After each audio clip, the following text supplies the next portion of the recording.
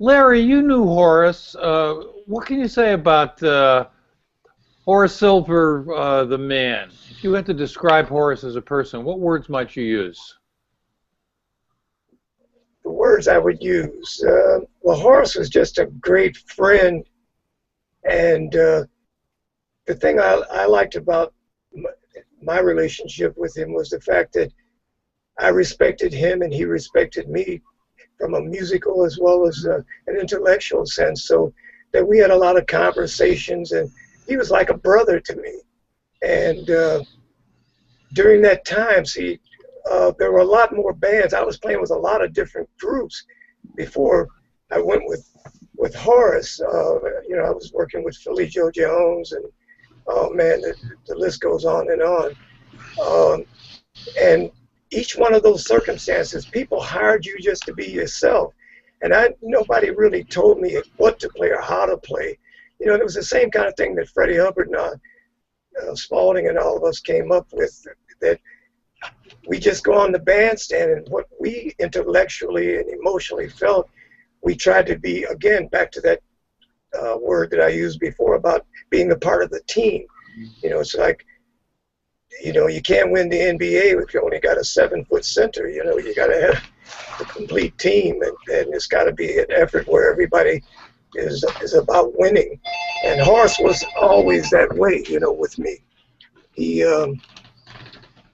were good friends, and we'd hang out and do all kinds of things. And he would talk about his dad and the Cape Verdean influence of what was happening, So that was a part of just knowing the man, because he was a great dude, man.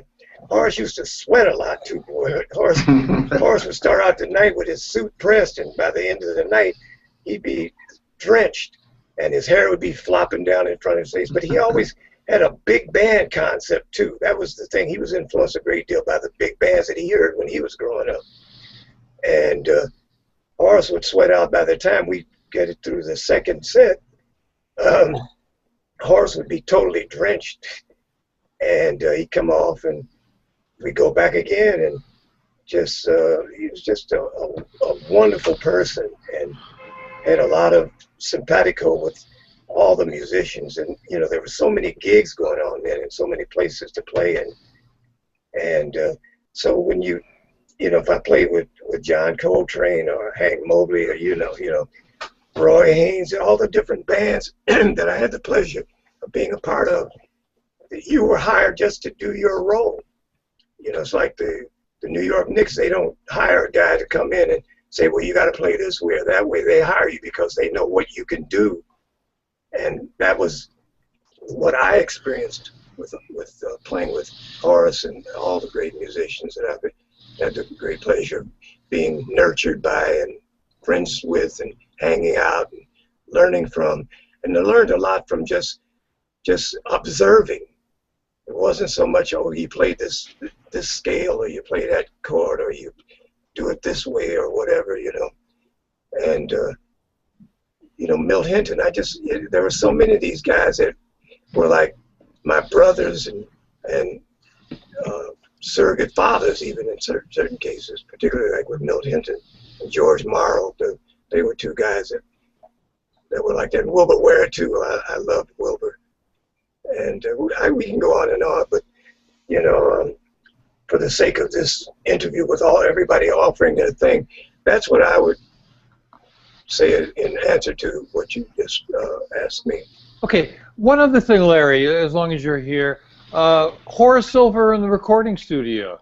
You made one of Horace's more memorable. Of course, each recording is memorable, but for me, coming up as a teenager, the Jody grind is something that jumps out at me.